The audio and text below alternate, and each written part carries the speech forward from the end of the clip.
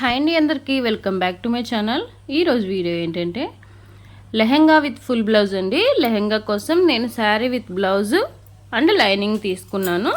ఇది ఎంత మెజర్మెంట్స్ కావాలి అనేది సైజుని బట్టి ఉంటుందండి. అంటే ఎంత క్లాత్ తీసుకోవాలి అనేది. నేనైతే ఫుల్ శారీ తీసేసుకున్నాను. నేను పిక్ యాడ్ చేశాను కదా, ఆ పిక్లో ఉన్నలాగా కస్టమర్కి కావాలని అడిగారు. ఆ పిక్లో ఉన్నట్టే మనము ఇప్పుడు స్టిచ్ చేద్దాము. ఈ శారీకి అయితే కింద కట్ వర్క్ అయితే వచ్చింది. శారీని ఓపెన్ చేస్తున్నాను. ఇక్కడ నుంచి ఫస్ట్ అంటే కట్టుకునే దగ్గర కొంతవరకు మనకి కట్ వర్క్ అనేది లేదు కాబట్టి మనము హ్యాండ్స్ కోసమని ఈ కొంగు వైపు పైట చెంగు వైపు కట్ చేసుకుందాం హ్యాండ్స్ కోసం.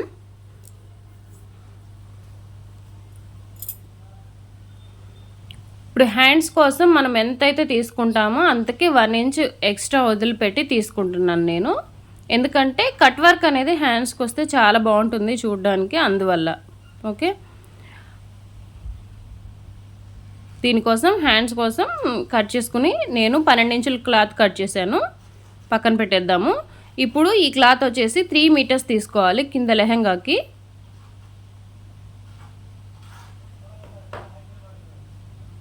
కొలుచుకోండి. ఇది శారీ పన్నానే, శారీయే కాబట్టి దీన్ని హాఫ్కి మడిచి నేను కొలుచుకుంటున్నాను. ఈ విధంగా టేప్తో 100 వరకు చూడండి. 100 వరకు చూస్తే 1 మీటర్ అవుతుంది. అలా 100 వరకు చూసింది 3 మడతలు వేసుకుంటే 3 మీటర్స్ అవుతుంది.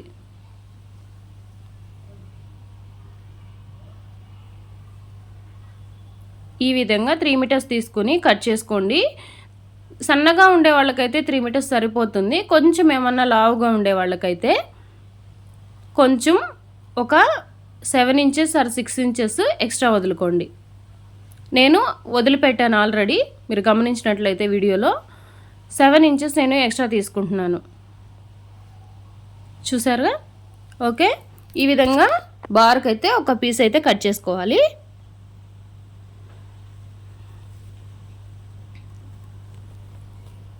ఎక్కడ క్రాస్ అనేది లేకుండా కట్ చేయండి. ఎందుకంటే మనం లెహెంగా కాబట్టి స్టిచ్ చేసేది క్రాస్లు ఏమైనా వస్తే చూడడానికి ఒకలాగా ఎత్తుగా వస్తుంది.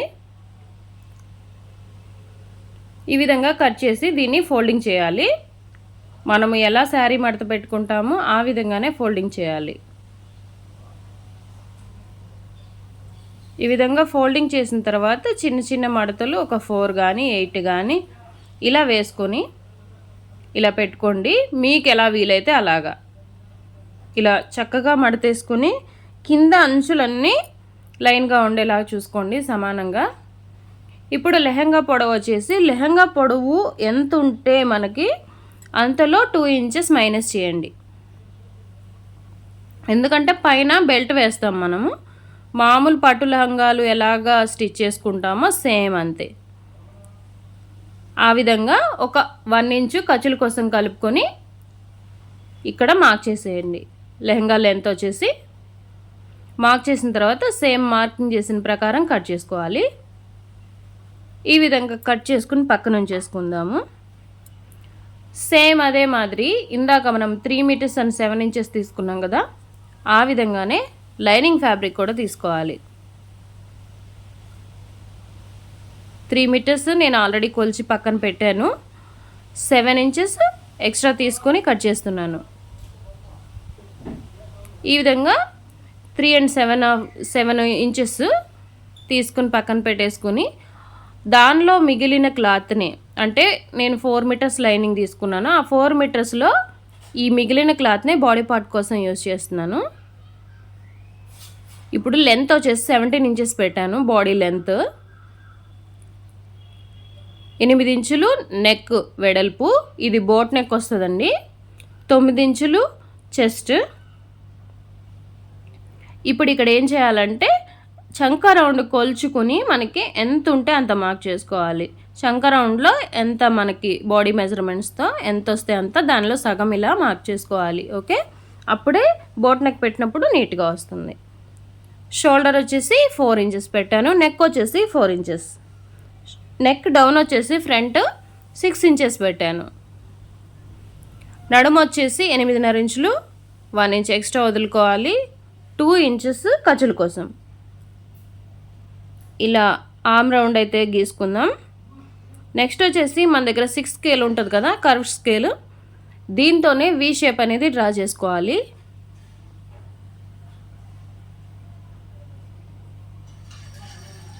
ఈ విధంగా వి షేప్ అనేది డ్రా చేసుకోవాలి. ఫ్రంట్ కస్టమర్ వచ్చేసి నెక్ వీ నెక్ అడిగారు. మన పిక్లో చూపించిన నెక్ కూడా సేమ్ వీ నెక్ ఉంది కాబట్టి సేమ్ అలాగే కుట్టేయమన్నారు కదా. ఫ్రంట్ వచ్చేసి వీ నెక్, కింద చంక దగ్గర లో తీసుకోవాలి.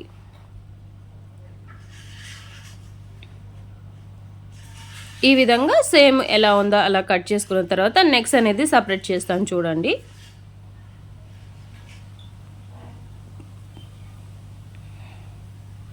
ఇప్పుడు దీన్ని విడదీయాలి 2 భాగాలుగా. ఇప్పుడు వి షేప్ నెక్ వచ్చేసి కట్ చేద్దాం.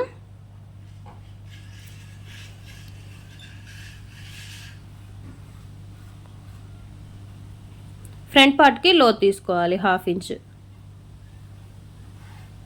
ఫ్రంట్ పార్ట్ అయితే అయిపోయింది. బ్యాక్ పార్ట్ కూడా సేమ్ మనము నెక్ అయితే కట్ చేసుకుందాం. బోట్ నెక్ కాబట్టి మనము ఎక్కువ డీప్ నెక్ అయితే పెట్టము. 3 ఇంచెస్ లేదా 4 ఇంచెస్ వరకు పెట్టుకోవచ్చు. బ్యాక్ అయితే ఉక్స్ వస్తుందండి.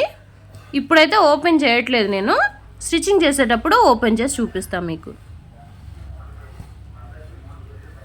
దీనిలోనే కర్వ్ స్కేల్ పెట్టి ఈ విధంగా నెక్ అయితే డ్రా చేసుకోవాలి. ఈ విధంగా నెక్ డ్రా చేసుకున్న తర్వాత బ్యాక్ పార్ట్ ఫ్రంట్ పార్ట్ మనం కటింగ్ అయితే చేసుకున్నామండి. ఖర్చుల దగ్గర చిన్న కట్ పెట్టుకుంటే అయిపోతుంది. ఇప్పుడు వచ్చేసి మెయిన్ ఫ్యాబ్రిక్ కట్ చేసుకుందాము. బ్యాక్ పార్ట్కి ఫ్రంట్ పార్ట్కి మెయిన్ ఫ్యాబ్రిక్ ఎలా తీయాలి అనేది చాలా కన్ఫ్యూజను. ఇక్కడ నేను ఏంటంటే మొత్తం ఆల్రెడీ సరిపోతుందా లేదని కొలిచాను. కొలిచిన తర్వాత నేను మీకు చూపిస్తున్నాను. ఇక్కడ ఫ్రంట్ పార్ట్ పెట్టేసుకుని మనకి క్రాస్గా రావాలి. మనం ఆల్రెడీ పిక్లో చూసింది నడుము దగ్గర దాకా వచ్చింది, రైట్ సైడ్ది క్లాత్. ఆ నడుము దగ్గర దాకా కంపల్సరీ మనము ఈ విధంగా కట్ చేసుకోవాలి. దీనికన్నా కొంచెం క్లాత్ ఎక్కువే పడుతుందండి. ఇది ఫ్యాబ్రిక్ వచ్చేసి 90 సెంటీమీటర్స్ ఉంది. బ్లౌజ్ పీసు సరిపోయింది బ్యాక్ పార్ట్ ఫ్రంట్ పార్ట్కి. ఆల్రెడీ హ్యాండ్స్ మనం శారీలో కట్ చేసుకున్నాం కాబట్టి సరిపోతుంది.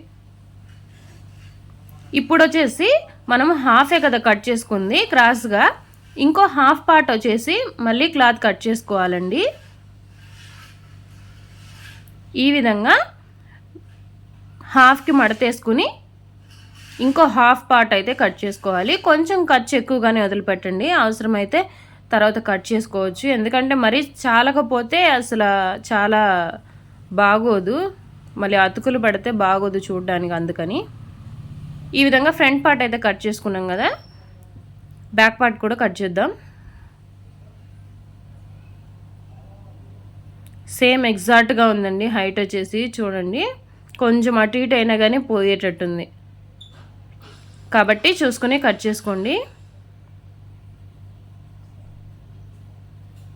ఫ్రంట్ అండ్ బ్యాక్ అయిపోయింది కదా, దానిలో వచ్చిన మిగిలిన ముక్కలు ఇవి. ఓకే, ఇప్పుడైతే నెక్స్ట్ 1 మీటర్ క్లాత్ తీసుకుందాము. కింద ఫ్రిల్ కోసం బ్లౌజ్లో ఫుల్ బ్లౌజ్లో కింద ఫ్రిల్ ఉంది కదా, 1 మీటర్ క్లాత్ తీసుకుని ఈ విధంగా సమోసా షేప్లో మడత పెట్టుకోవాలి. నడుము వచ్చేసి 11 ఇంచులు, అంటే 9 ఇంచులు, 2 ఇంచులు ఎక్స్ట్రా ఖర్చు కోసం పెట్టుకున్నాను, 11 ఇంచులు వచ్చింది. ఈ విధంగా మార్క్ చేసుకోవాలి. మధ్యలోకి 11 ఇంచులు నడుము. ఓకే, ఇక్కడ నుంచి 16 ఇంచెస్ నేను పొడవు పెడుతున్నాను.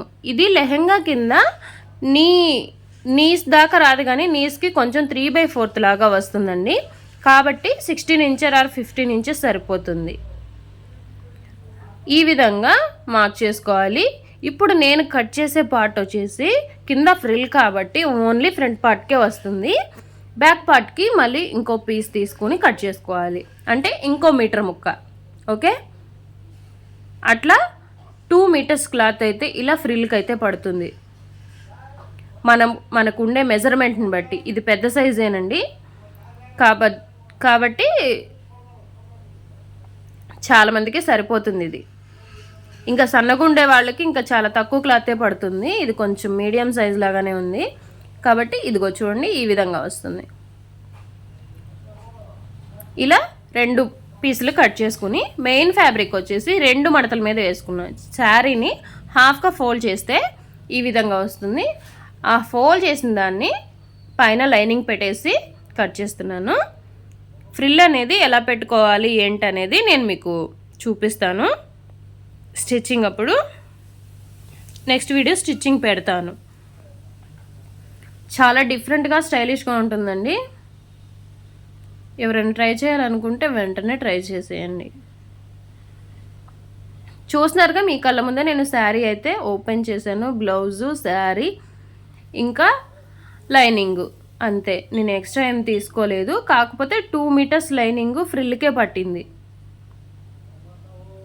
హ్యాండ్ వచ్చేసి మనం ఇందాక ఫ్రిల్ కట్ చేసాంగా దానిలో నుంచే ఒక హ్యాండ్ తీస్తున్నాను. నేను ఓన్లీ ఒక హ్యాండే తీస్తున్నాను, ఎందుకంటే నేను మీకు తర్వాత చెప్తాను.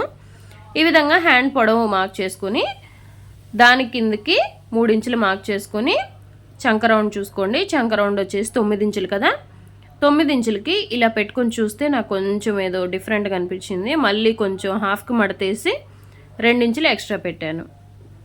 హ్యాండ్ లూజ్ వచ్చేసి 5.5 ఇంచులు.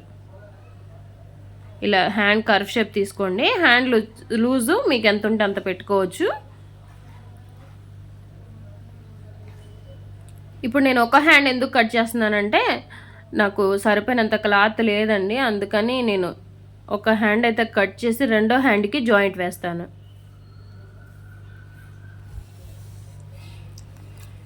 ఇప్పుడు హ్యాండ్ ఒకటైతే కట్ చేసుకుందాం. ఇది కూడా చంక దగ్గర కొంచెం అతుకు పడుతుంది పైన.